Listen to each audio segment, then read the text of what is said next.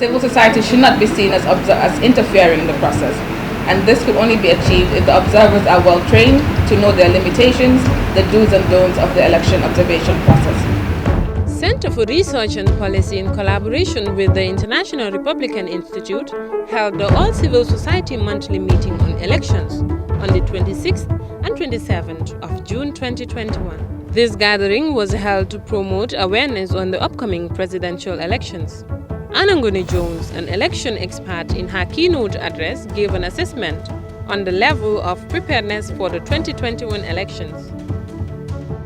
We hope that you will all take opportunity during these monthly meetings to ensure CSOs are aptly represented, your interventions and findings are recognized as impartial and credible, and most importantly, to ensure your neutrality within and during the process.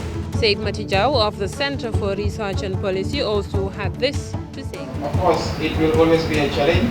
I mean, as we know, civil society organizations are still developing in this country.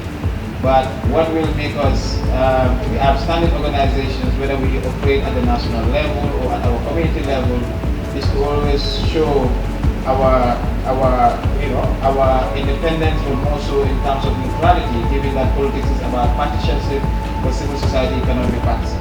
Followed by a plenary representation by Binta Toure, Program Officer at IRI, to prepare regional representatives for their group reports on their voter turnout on 2016 presidential elections. Factors that may influence voter turnout in the upcoming presidential elections.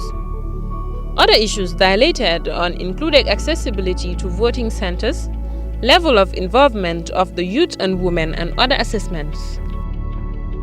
These regional representatives have presentation on voter turnout statistics for the constituencies based on the past 2016 elections, how accessible voting centers are in their constituencies, and any other related matters to elect within the constituencies respectively. They all shared the challenges and also the good they have observed from the ongoing voter registration exercise, give statistics from the past 2016 presidential elections, and also the political atmosphere in the Gambia currently.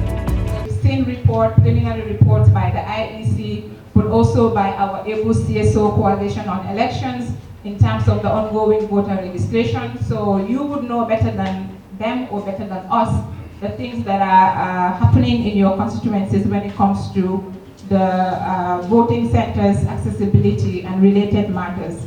IRI, as I indicated in my introductory remarks and opening remarks for this event, we work on diverse issues, but more so on how do we complement efforts of the government and all related stakeholders when it comes to national issues.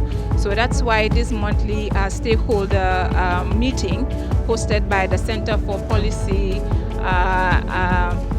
and Research Development, we came in to kind of like ensure that complete coverage is ensured, and that means bringing in these community-based organizations from the rural Gambia to come down to also share with their peers here in the urban Gambia on electoral processes and issues as it relates to their respective regions.